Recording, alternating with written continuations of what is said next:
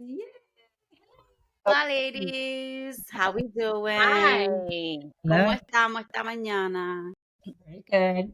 Just, So good over here. it's so sunny. I don't know if anybody has like, it's so beautiful. It is very sunny too. It's so pretty. It's like, I love spring. I love everything but winter. The only thing I like about winter, definitely, is the snow because it's pretty. And then after that, I don't. But, how we ladies doing today? Good. Tired. I went out yesterday. Last Nice. didn't get home till like Nice. almost 1. Nathy. I know. Getting home late? Don't you know the rules? I can't go out today though. I'm not allowed to. Because you You're can't not allowed. I can't have fun, twice in a row. God forbid. Where did these rules come about? In my house. That was always a rule in my house. Like you went out one time, Friday or Saturday, you're not allowed to go out again the next day and have fun again. That's not allowed at all. Mm. My thing was, if it was with friends, yes, you're not allowed too many times because then you're like, no, you go out with your family, but Yeah. not your friends. That was how my household, Well, yeah. So let's.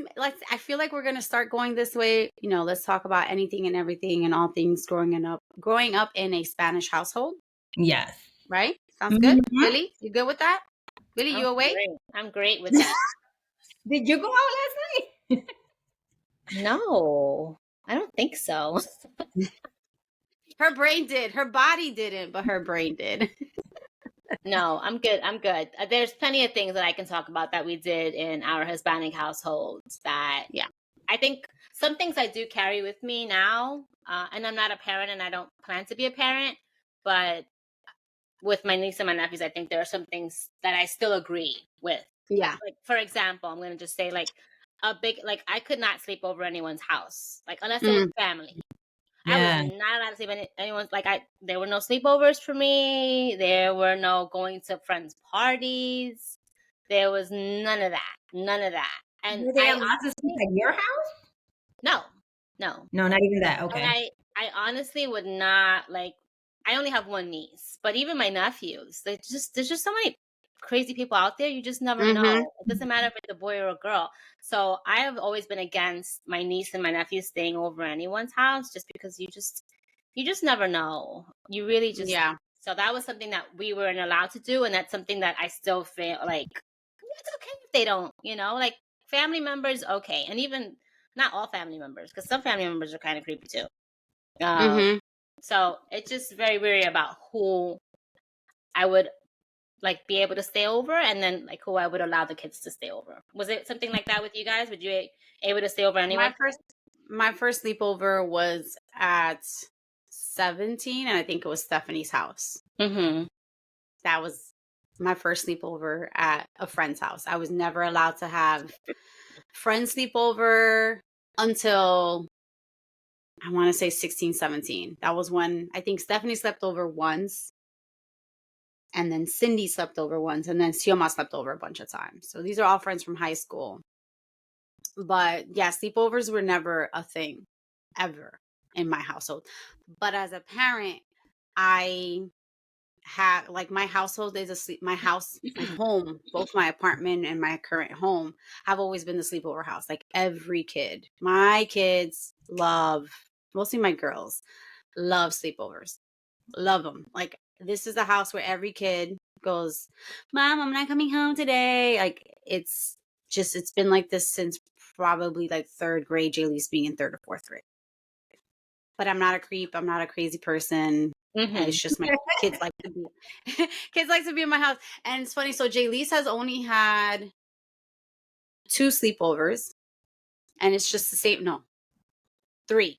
3 best friends. Her 3 best friends are the only houses that she slept over. But it's funny because they've wanted her to go see them at college, and she's like, I don't know how I feel about sleeping over their new place. And I was like, but you've slept over the house. She's like, yeah, it's not their house anymore. It's the dorm room. Yeah. Beth has only slept over, as of this weekend, 2 homes. Jaden has never slept over anyone's house. His friends have slept over here. But sleepovers are like, we're that house that everyone kind of just finds a place to sleep in my house. Mm-hmm. But growing up, nah, never happened. I've broken a lot of the traditional rules and kind of upbringing, but it's with judgment and depending on who it is. And, you know, you're right. You never know.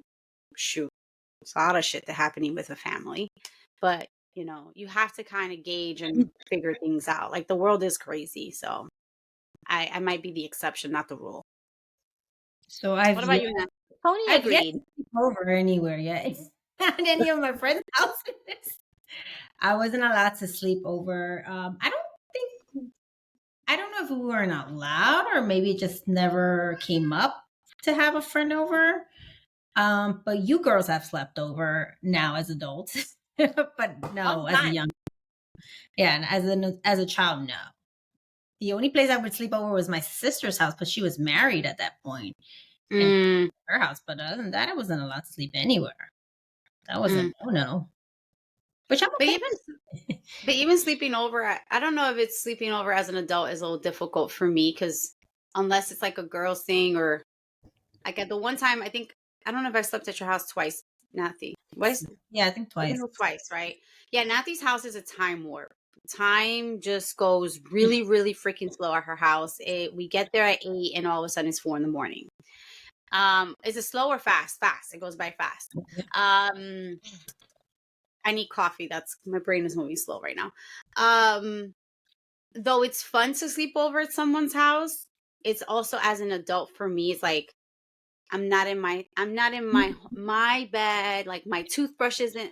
I might have a toothbrush, but it isn't the same wake up.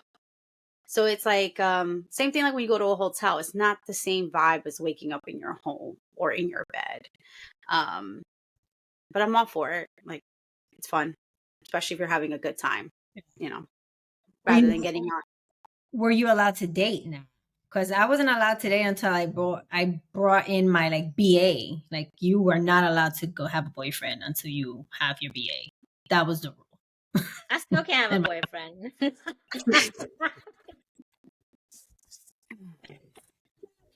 I was allowed. I think my mom became lenient on dating.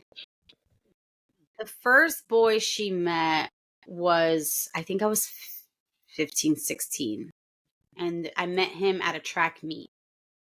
I cannot remember his name. I know it was with an F. I think it was Frank. I don't know. We're just going to say him. Frank? No, not Frank. No, he wasn't from our school. No. I never dated Frank. Wait, screw this topic.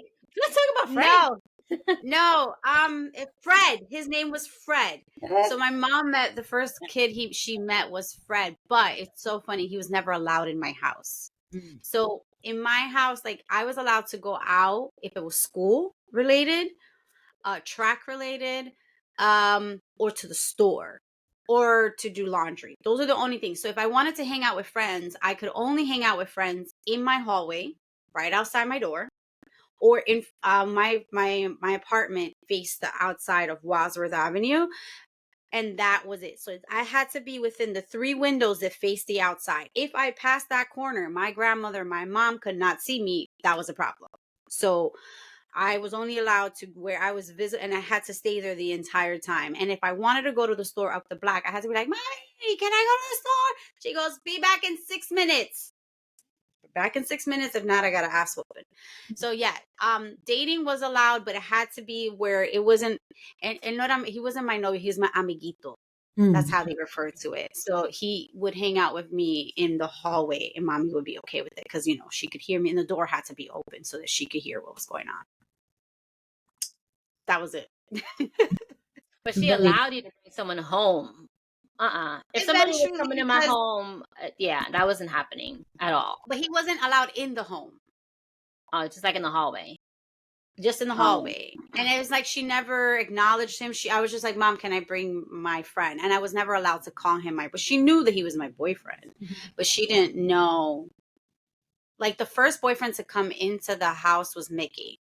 He was the first one to come into the house. But that's about it. And then after that, it's my daughter's father and Jason. And that's it. Is Jason allowed in the house? Is he allowed over? He is allowed in the house. You don't really go to my mom's house, but yes, he is allowed in the house. He's not my boyfriend. He's a little bit more than that. Just,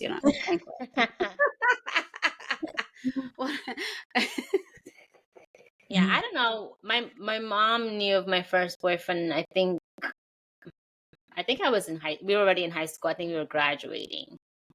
Damn. But that was Albert. I don't even know. Why did you guys let me date him? I mean, thankfully I didn't take it to prom. No, you always say this. Thank God I didn't take it to prom. I mean, I wasn't taking it to prom anyway, but yeah. But they weren't like open to, like, we couldn't talk about it. I couldn't even tell my mom I have a little amiguito. Like, no, there was none of that. No conversation about who I liked, what we were able to, like, when we were able to see each other, if we could hang out. No, you could not bring up that topic. You could not talk about that. That was off limits. All right, let me just really get to it. Were you allowed to feel anything, be anything, express anything? Because as a kid, for me, like, you couldn't say you were bored. You couldn't say that. Like, the only thing you could say is that you were happy. But other than that, you could not dislike or say, I want this. They're like, what do you mean you want? You don't want shit. You want what I tell you you want. And when they tell you you want it. And when they tell you, And yes. how? And why? All the W's. You had no say. Yeah, you existed, and you existed, breathed, and everything was what they wanted and what they brought upon, and everything them. Because they brought you into this world, and they can take you out of this world. That's it. That was it. Nathy, was it like that for you? Pretty much. I mean, like I said, I wasn't allowed to have a boyfriend my dad was like, if you bring a boyfriend, that was the one that you're going to get married with. I'm like, what? I'm like, wouldn't you want to know who your daughters or son is dating? Like, get to know them? He's like, no.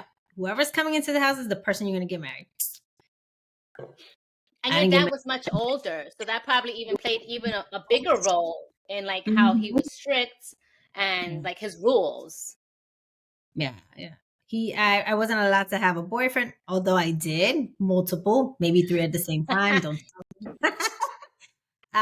But then when I got my BA, I was like, okay, that's it. I'm going to do whatever I want, kind of thing. And that's when I did whatever I wanted, because I gave you what you wanted. What else do you want from me?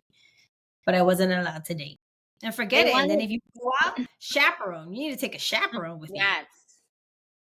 Oh, it's funny that you say chaperone. My first friend's party. So when I started to socialize more, like around 7th to 8th grade, I got invited to a Valentine's Day party at my friend's house, which was like 4 blocks away from the house.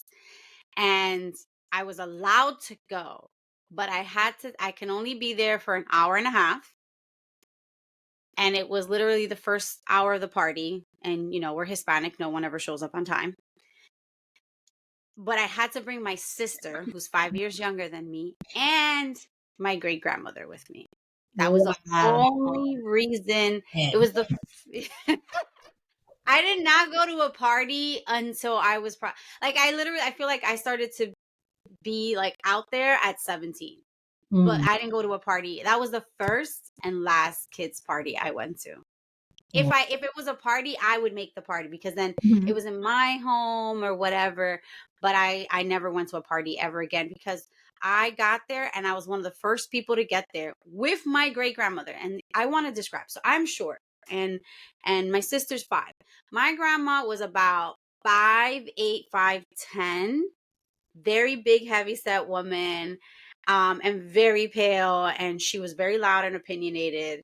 And here I am, the only freaking 12, however old I was, year old, with their great grandmother and a little sister at a party. I never went back to a party. This was the first and the last, because no, can't have that. Have you recovered from that? I think so. I think that's why I do things in my element, because I can kind of I don't know. It's just one of these control. It's in my control when I don't have to bring any, because it was like, if it's at home, then it's fine, or if it's like around me. But I was never allowed to I never went back to a party. At least I can't recall but it was a Valentine's Day. I was so excited because I was like, if I bring my little sister, fine, Yeah. I can deal with her. But when she said, no, you got to bring your grandmother, because I think it was like at 6. I know it was kind of getting dark. Mhm. I was like, what? I gotta bring grandma with me. But God rest her soul. But it's kind of embarrassing to have a 12-year-old be the only kid that brought, not a parent, your great grandmother. Yeah. Mind you, my great grandmother's a riot. She was a riot, but I didn't think she was a riot back then. Really, were you allowed to go out partying? You had to take a chaperone, your little brother? No, I have a sister. So she's older. It's my brother, my sister, myself, and my younger brother. We never had to take him anywhere. But in order to go out, I mean, we had to make sure that everything was clean, that our chores were taken care of. Like, we Yes. needed to make sure that everything was spotless. Laundry, kitchen, bathroom, everything was clean. And then, and only then, can we go out, and if we went out together. And then, so what ended up Mhm. happening, my sister's older. So she had to take me everywhere. Like, Betsy, you had to take your sister everywhere. My sister had to take me everywhere. And that wasn't really fun for me either. I mean, that kind of sucked, Mhm. but there was no choice. There was no other way around it. But I think my parents were a lot more lenient with me than my older sister. And I think that's what ended up happening, right? Like, my Mhm. brother, my younger brother, I don't even know if there were any rules when he was growing up.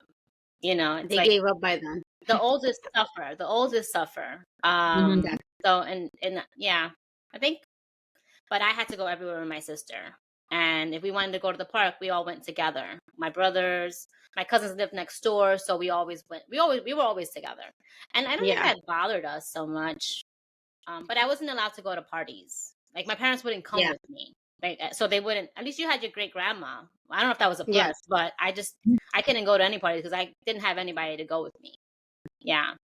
Yeah, I see a party, like my great grandmother took me everywhere. Like if I went to the park or if I went swimming with my friends, she was with us. And she was great. Like she didn't bother me. It was just, I think for me, the intimidation and the sucky part, it was a party that was strictly for just kids. Yeah. And it wasn't at a big house. So it's like the spacing is already limited. And I wasn't really the most coolest kid. I kind of was the kid that got, like I kind of got picked on and teased a lot just because I was like the only Puerto Rican kid. I was somewhat new.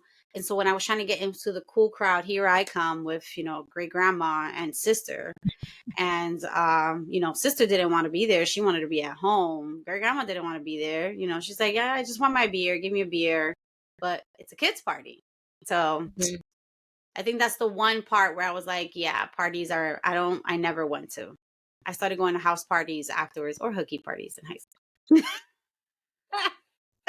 I think at one point for me, like, you get invited to a party and it was just like, okay, now what excuse do I come up with now? Because I know I'm not going. There was no point of asking my parents because I knew it was just going to be no. And that, like, Yeah. thinking back now, I'm like, oh, poor child. But I don't know. That's just, my parents didn't grow up having sleepovers. My parents didn't grow up going to friends' parties. Like, they didn't grow up with any of that, and I Mm-hmm. think they just didn't know these people. So it was like, well, I'm not going to send you. I don't know who these people are. I don't Yeah. know what you're going to be doing, and I can't go. So that means you Yeah. can't go. Yeah. And Um, see, and that's understandable because as a parent, I'm very mindful as to who my kids go with. Like my kids mhm, hate when they go, oh, mom, I'm going to my friend's house. And this friend's name is, and their parents' names are, and their phone number is. And like, why do you got to be that way? I'm like, because what do I look like? God forbid some shit happens. Like, do you know where your child? No, she went out with a friend. I need to know who you are, what you look like. Can I identify you? Can I search you? Can I search for you if I have to come search for you? Can I identify you and beat the shit out of you if I have to? Yeah, man, I need to know everything about you. And I also feel like I don't want them to miss out on things, which is like part of where I've implemented a lot of what I grew up with mhm, within reason. Like, are you the type of kid that I can trust? You lie a lot. If you lie a lot, then, and I told my kids, like, the biggest thing with me is if you show to be dishonest with me, I won't give you freedom until you can get freedom. And for me, I learned that with my mom because I used to always get in trouble because I used to lie a lot. But I used to lie so that I can get more time outside because I would get timed. Like if I went to the grocery store, especially in the summer, I would then kind of go like, can I go somewhere else and pick something else up? And so what I would do is I run to the park because I lived on one avenue, and it was 5 avenues down was the park, and that's where everyone would be.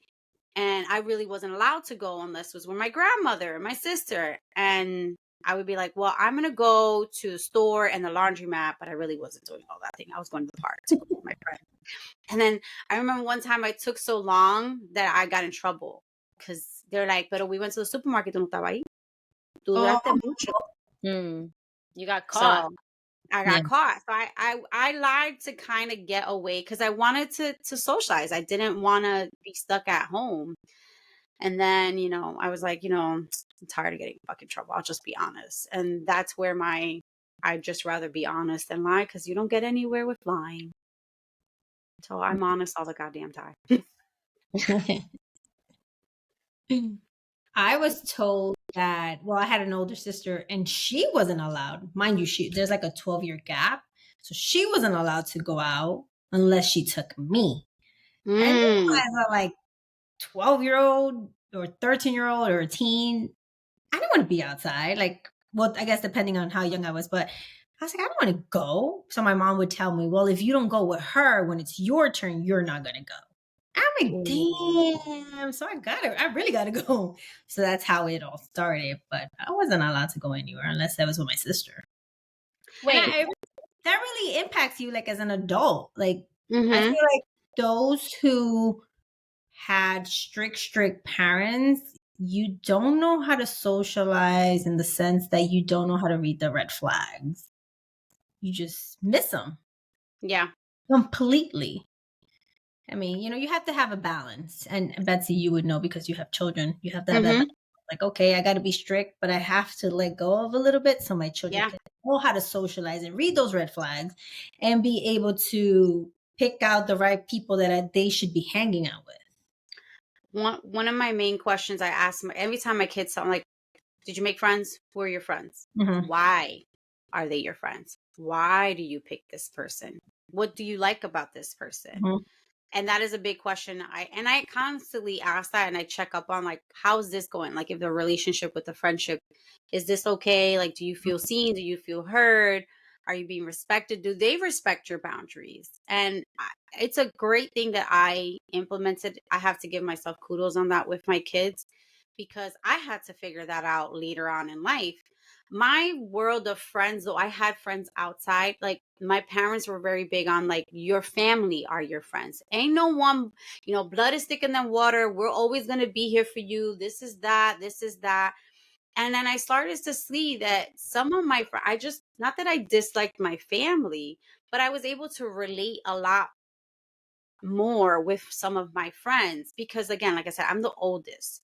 So my first few years I lived with my grandmother. So I was the little sister from my aunt. So I was always around her friends. And then I had to bring my sister around. So after a while, I was just like, but who am I? Like, I'm always like tagging on either to someone else or having to tag someone with me. I can't just be me. So I didn't really get to have me time alone. And that's why I'm very big with my kids to like have their individual friend time. I don't force my daughter to take her younger sister or my stepson to take any of his sisters, with the exception of Jaden and Jaleese. They're technically, they're I think like 6 months, right? 6 months apart. Jaden's May, Jaleese is November. So they're in the same age group. So their friend groups were kind of overlapping. Not that I forced them to be together, because you're an individual and you won't learn that unless you are out there exploring within reason. And you have to kind of get that.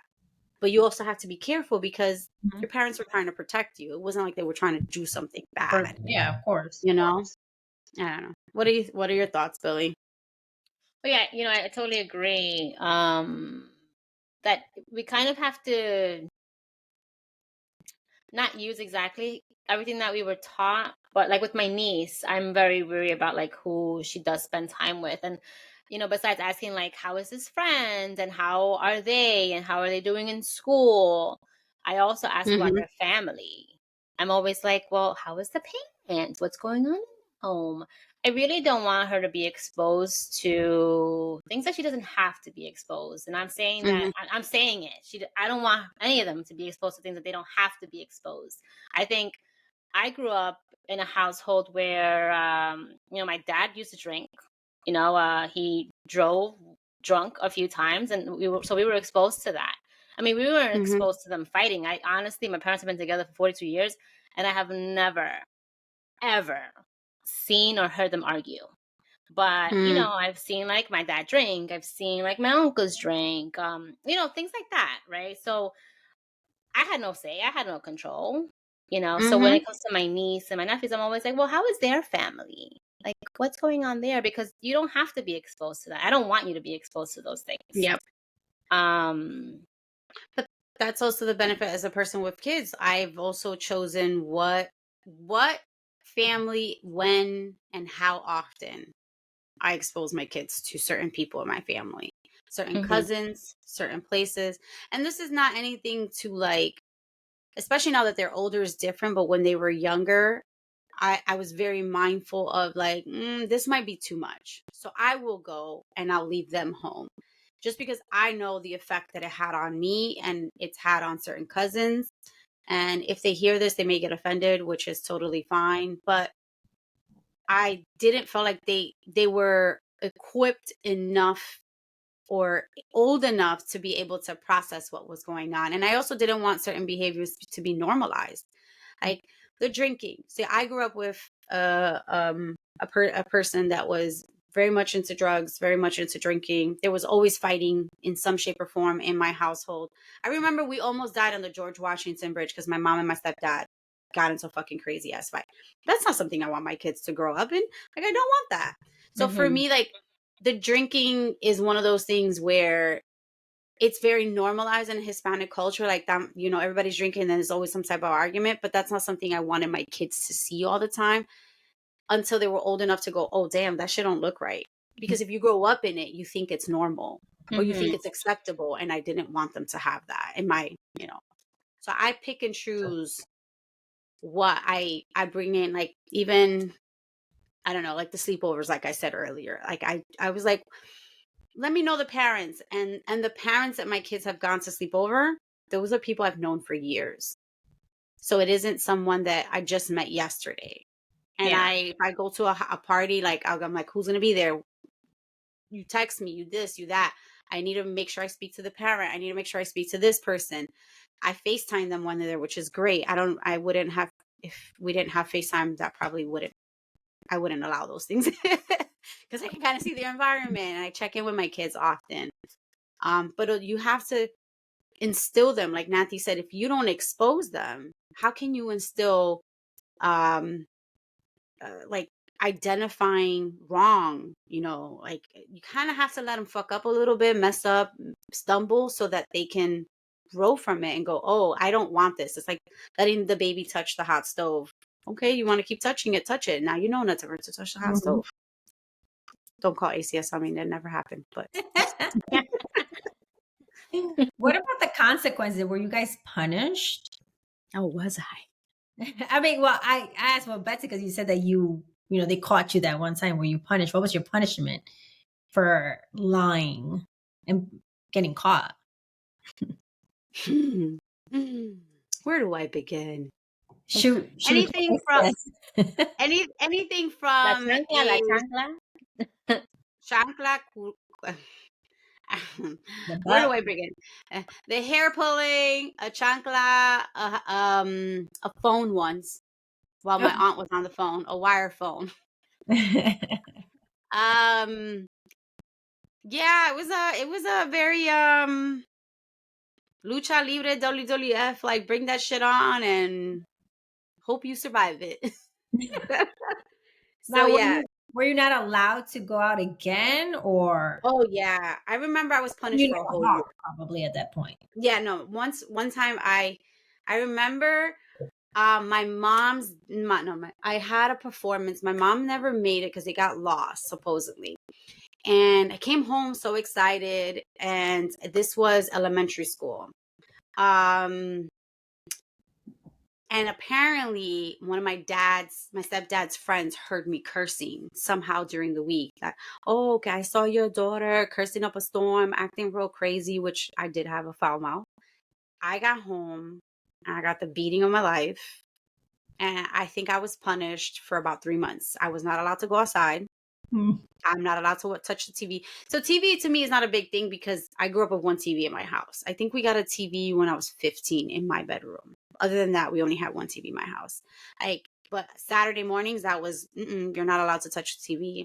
The one day of the week that I was given TV. So I think I was punished for 3 months. And one time I was punished for a year. Literally a whole fucking year. Like I was not allowed to go outside. I was not allowed to talk to people a whole year. My mom barely spoke to me for the whole year. It probably was 6 months, but it felt like a year. Millie, So yeah, punishments for me were pretty harsh. They were very, very, like you had to do kneeling for however long my mom felt like it. Kneeling on rice. Wow. And was that just like, I don't know, like I'm trying to think like what you did where it made her feel like you had to nail on rice. Like I just She lied. I lied. I think one time. It's funny, like the worst thing I ever did, I didn't even get a beating for. Like my mom found a bag of weed in my pocket one time, though I lied. I was high as hell when she confronted me and I was asleep. And I said it was my friend's and I was just carrying it. I didn't get a beating. Like lying. I remember one time I got a beating for, like, they thought I was kissing a boy in the staircase, a friend from upstairs. I was just hanging out with him. And I got a nice ass whooping from that one. Big time.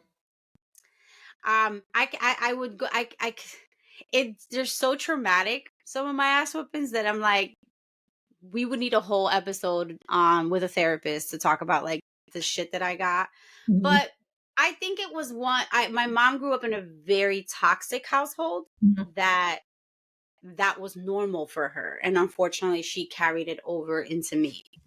So, but I did not truly carry that. Like I did spank my kids, but I didn't beat my kids like I got beating. And I think I stopped spanking them after a certain age because it was just, I felt like, what am I doing? I identified that it wasn't the right thing. So, in a lot of Hispanic cultures, ass beatings was fucking normal. Like, like my uncle talks, he's like, my dad broke a table on my head and I broke a finger. Like, it's like competition, but it isn't healthy, just because that's part of what you were brought up with doesn't mean that it is a healthy way to be. But I don't do those things. Well, I'm just thinking, and then at one point, like, some of my family members had it bad. Like, my dad, did he ever hit us? He tried hitting us once. He chased us around. We had like an island in the kitchen. I don't know who dropped the cereal, but he woke up and there was cereal all over the place. And like I said, my cousins lived next door. So we used to just, we always were together. So he chased us around with a belt, but I don't think he caught us. And other than that, my dad used to pull like the sideburns, like really hard. Or he'd do like the noogie, like Cocotazo. Yo, beat me with the belt. Like, don't pull my hair or don't do that. It was painful. Like, you just be sitting there and like a kid would be crying. Kid exhibit A, I'm the kid. And they'd be like, why is this kid crying? Like my dad was so quick. He was so quick with it that it Did just you ever did they ever like pinch you? Like if you were around other adults, like they ever pinch you or pull your ear? Tiny pinch. Oh yeah, the ear, but not like in the because body. they were like talking and they didn't want anyone to know that you were like, I can't beat you, but I am going to like give you this little fucking, because sometimes there's the look, but if you got the look, if you didn't get it with the look, no, we got the look. But so that's what my dad used to do. He would do either or. Yeah. And he was so quick with it. My mom, she definitely hit us with the belt. There was one time where I took $20 from my dad, and $20 when I was in second grade was a lot of fucking money. $20 to share it out. But it was a lot of money. So we got home, she prepared the nice cold shower, and she beat me in the shower. I never stole anything else again, but I learned my lesson.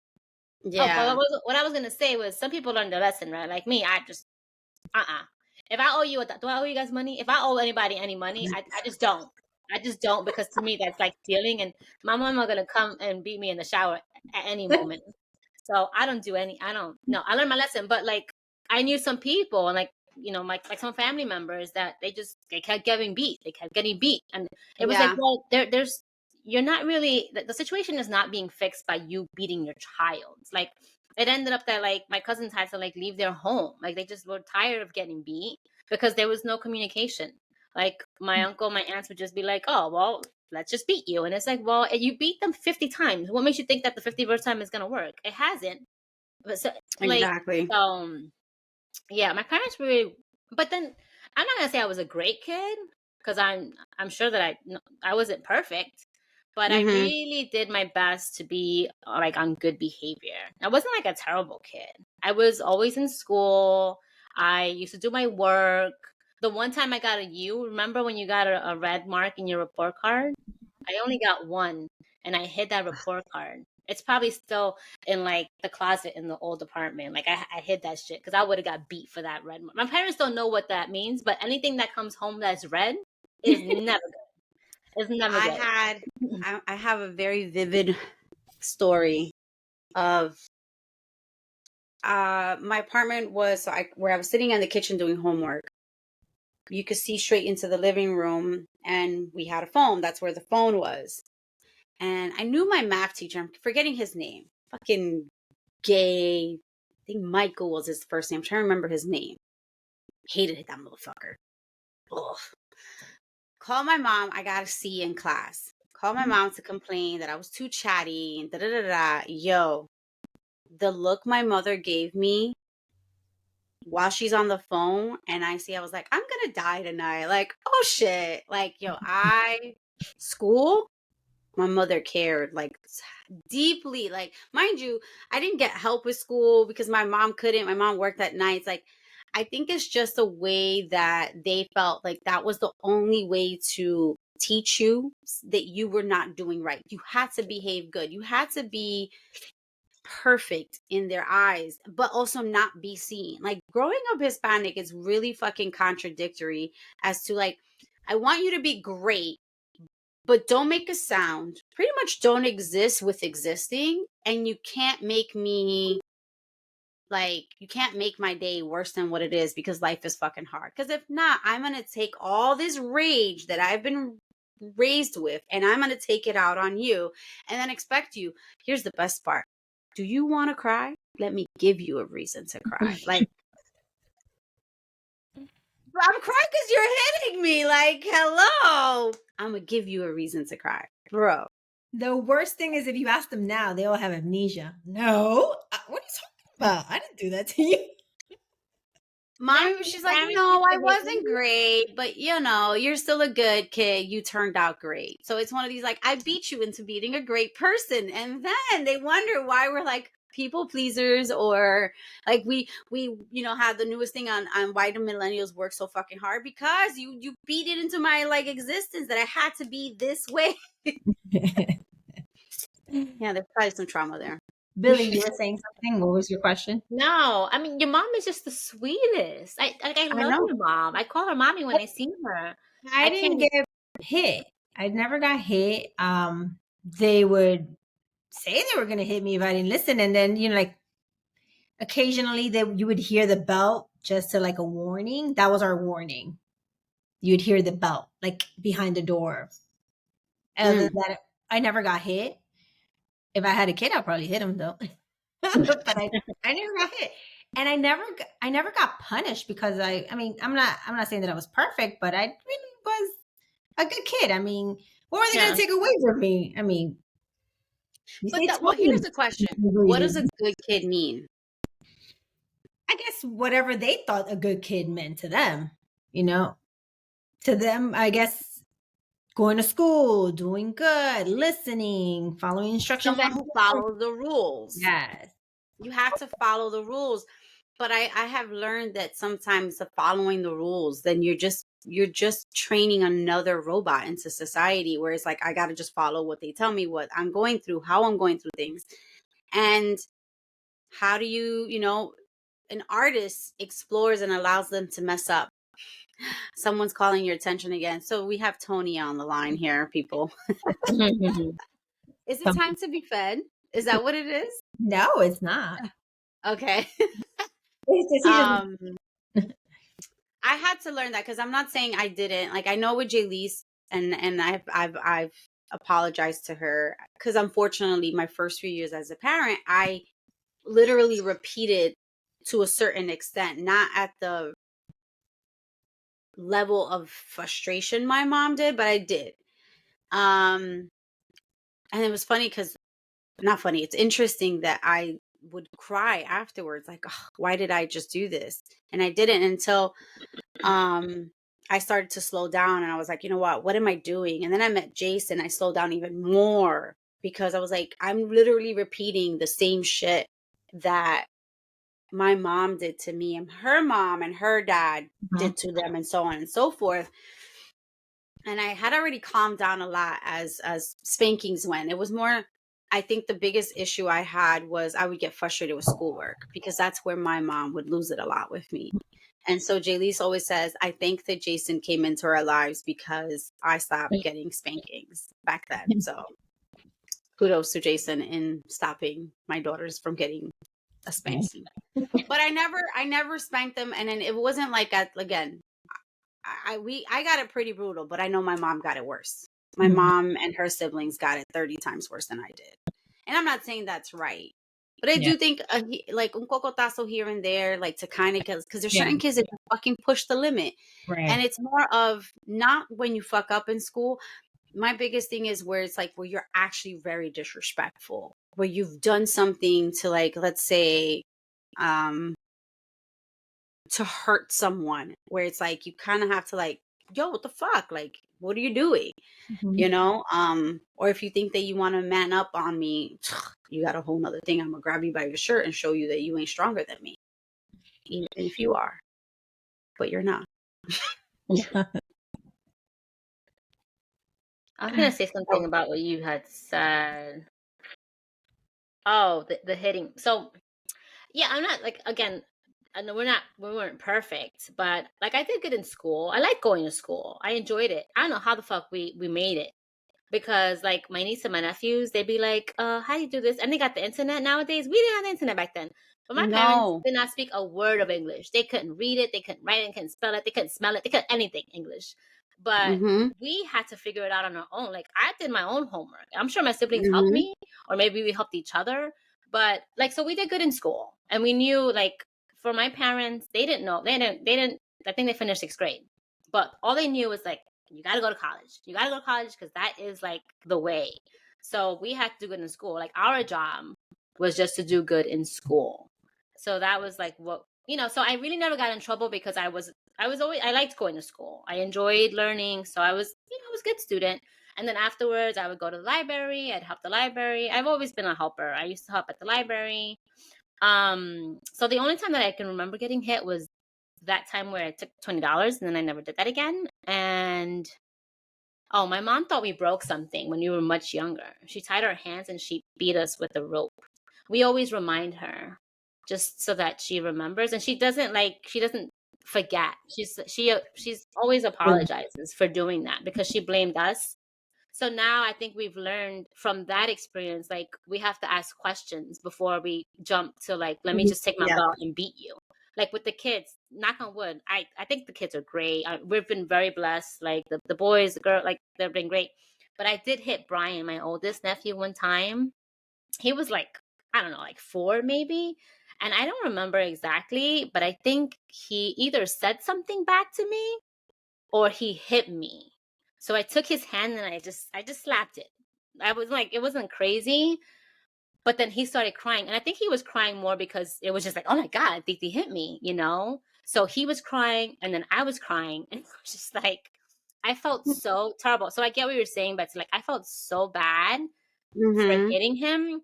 But then it wasn't like when we grew up where we just got hit. Like after he was done crying and I went and I spoke to him and I was like, do you understand why, like, Titi hit you? Like, do you understand that what you did was not okay? And like, so I think being hit without having the opportunity to speak our truth and what really happened that helped me be better with them, and just better because I work with kids, so just better in that sense, where instead of just like jumping to conclusions and being like, well, of course you're wrong because I'm the adult. Like, no, like I knew that as a kid I got blamed and it wasn't my fault. So now I know better. Now I try to do better. It's hard, but you know, the things that we experience are helping. At least for me, I'm pretty much gonna say that I'm not the daughter that I'm the daughter that my parents would want me to be, based on like what they experienced, because they didn't have it easy. Yeah, definitely not.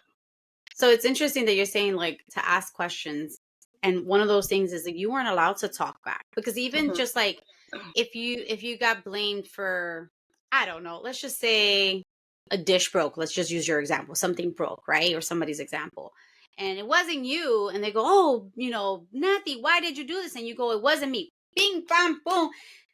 Why would you talk to back? And I'm like, but I'm not talking back. I'm just telling you it wasn't me. And it's like you to grow up in and again, I know we're saying Hispanic, we can only speak about our own Hispanic culture because that's what we were raised in. I'm sure it probably happens in many other cultures and backgrounds, but to feel like people wonder why people don't speak up or are overly aggressive. You were raised to shut up. You had no voice. And I think one of the things that I have learned is having a voice and being able to speak, and even giving my kids, I had to learn to say, shut the fuck up, Betsy, and hear them. You may not agree with them, but hear them out. You have to be able, because then how do they learn to negotiate or take no's at work, or a negotiation at work, or even a partner themselves? What did you say, Nathy? Defend themselves.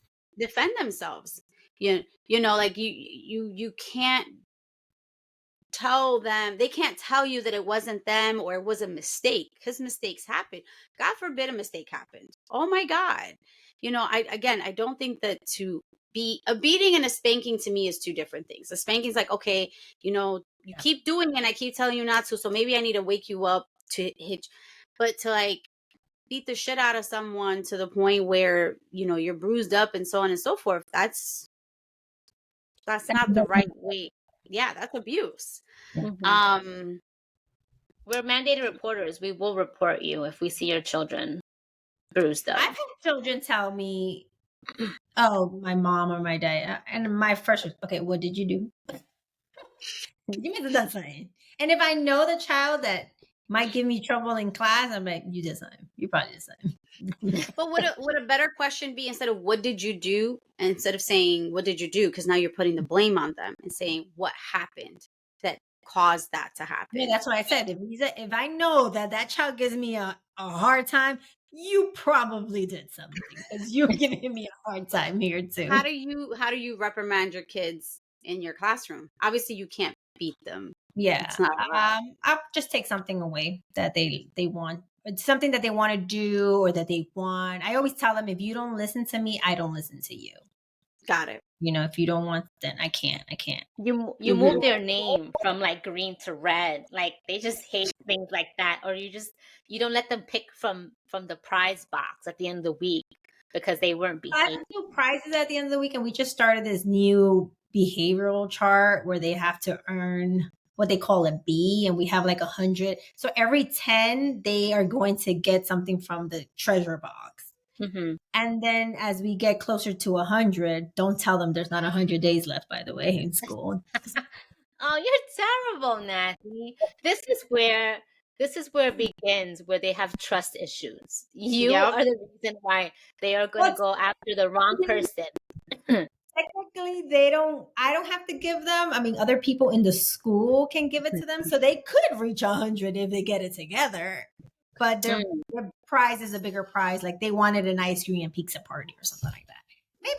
Maybe my heart will, you know, change, and maybe if they get 50 Bs. But this last week they only got 2. So I don't know. Slim pickings. Wow. Because if you decrease it from 150, it seems like it's more attainable. And I know they're still little, but at least it's like, oh, it's not 100. It's just 50 stars. We can make it. Let's go. You know. every day it's a reminder. Okay, so what do you have to do to get your B? You know, you have to be responsible and kind and all this other stuff. And it goes in one ear and out the other And out sometimes. the other. Hmm. Yeah. Oh, there goes Mika. Um, yeah, I don't know. Kids are interesting. Like my daughter, so she was in Success Academy. Well, actually, all three of my kids were in Success, and they all, have some PTSD regarding how strict and the way they punish them for not doing certain things. I think I have a very different perspective or different outlook in how punishments should or should not be given. Like I would hate, there was this one thing where they started doing it at the end. They didn't do this in the beginning. If you didn't get like 100% in like all the assignments that day, or you missed a couple sentences in one of the assignments, they would at recess, they would make the kids sit down, finish the assignment while looking at everyone else play. Ooh, that's Like brutal. that's fucking torture. Why would you do this to a child and remind them, well, this is what happens when you can't finish however many things I gave you to do today. When I started, that was when I was like, oh, I got to take my kids out to Yeah. school. Because I was like, that, you're not, there is no valuable lesson here.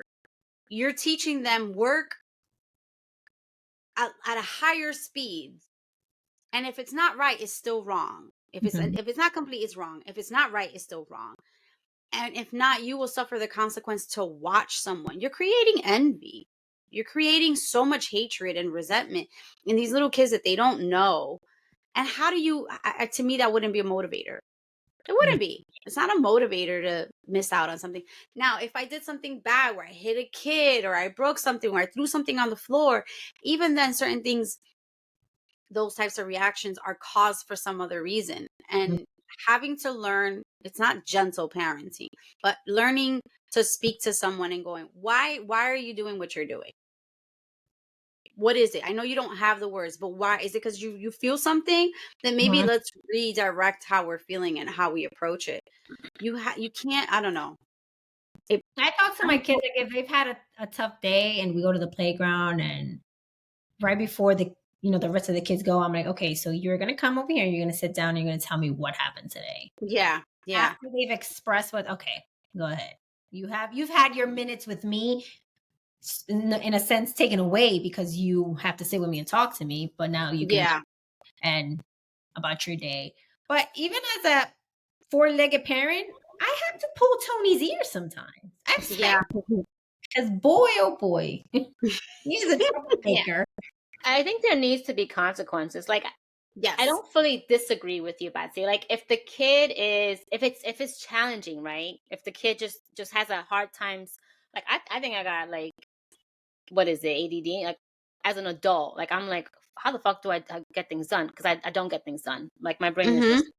So if the kid is having challenges and it's just hard for the kid to finish an assignment from the time that they're given, then that's one thing, because that's just something that they're not doing it on purpose, right?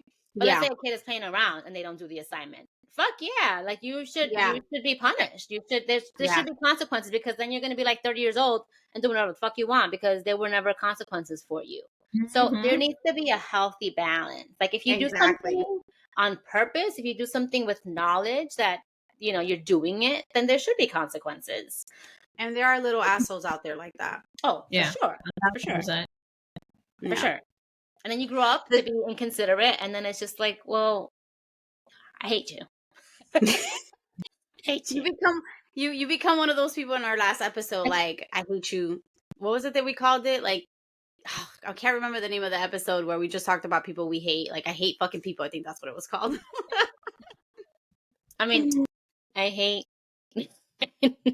It's okay to say it. We have to don't sugarcoat your feeling. You just No, because you said I hate fucking people. I mean, I don't love fucking all people, but I love fucking some people.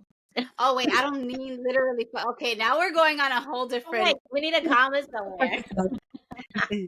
That's a whole different episode. But it's so funny that we focused in so much on like the punishment of growing up Hispanic, and I think that's, there's a lot of little ins and outs as far as a Hispanic household that can be so. If you look at our list, which we don't have up, a lot of it is somewhat trauma based, like eat all your food, don't go anywhere. It's very traumatic. And how do you enforce? I think these are questions that we can ask our audience members. Like, what have you done to the good? What are the good things that you feel like you were raised with that are from your Hispanic or from your culture? And how have you changed some of those things that were not good into new things for yourself? One of mine is learning how to listen to my kids and giving them a voice without losing the respect of saying, you still will have a consequence. You still have to go through this. And you may just get yelled at. And I might just curse you out too sometimes. Because there still has to be, like Billy said, that balance of consequence, pros and cons, suffering through not suffering, but like going through like the punishment phase. Any I think for feedback me, on that? the biggest thing that I have taken from being a kid living in a household where we didn't have much say, especially in regards to like who we want to be with, like a boyfriend, girlfriend. With my niece and my nephews, we're very open to who they want to be with, because I'd rather them come to the house and know what they're doing, because 100%. at 16, 17, I was doing things that my mother, she can never find out. She should not watch this episode. but because we were that age, like we know if we're doing stuff, but we're hiding it, and we're hiding it well sometimes. I'd rather know. I'd rather give you the space and the time and the opportunity to be like, well, this is the person that I like. This is the person I want to be with. This is what I'm doing. Okay, let's do things together. I want you to be comfortable to speak to us. Like, what is that saying? Like I just want them to know that even if they did something wrong, that you can still come to us. Yeah. You're not afraid. I still to this day, like if I do something wrong, I am not calling my parents. I'd rather go to jail than call my parents, because you know what I mean? They're just like, and I don't want the kids to feel that way. Like I want them to be able to be like, yeah. So that's why kids end up leaning on their friends. And sometimes if your kid is lucky and has good friends, that's great. But when your kid leans on a friend that is not the greatest, they're going to follow paths that are not the right ones to follow. So you have to be mindful of that. That's important. Just allowing them to communicate. Nathy, any pointers on your end? I know you don't have. You have all these kids that learn and become perfect liars and deceitful people, and that's just, I mean, I feel like I don't have any children, but my four-legged kids, Lord, especially Tony, I gotta pull his ear sometimes. He gets on my nerves. I have a video for you girls, by the way, I gotta share with you, or the viewers, if they want to see what Tony, when I caught him recently, he was so scared because I think he knew it was coming. He was so scared when he saw me that I caught him doing whatever he was doing. But my takeaway is it has to be a balance. Balance of consequences and having those open conversations with your children, and children, your kids, my students, your nephews and nieces. Just have an open communication. And I think I would have wanted my dad meet the people that I was going out with, but that wasn't his choice. And, things happen the way it is. And it's okay. I mean, I don't blame him. That was something that he probably grew up with. And I don't hold it against him. Yeah. Camilo, if you're listening, well, did he meet Camilo? Yeah, of course. Yeah, he did. Oh, all right. I'm sure he loved him. I'm sure he loved him already. Yes, because he used to make coffee for him and sandwiches or whatever he used to make for him. So that's so funny. But it's easy to love Camilo. Anyway. That is true. All right, guys, this is it for today. Let us know what you think about this episode and our future episodes, what we should talk about, or our last episode. Make sure you subscribe. Follow us on Instagram or TikTok, and subscribe on YouTube or Spotify. And then give us some reviews and thoughts. Love you guys. Bye, guys. Bye. Behave.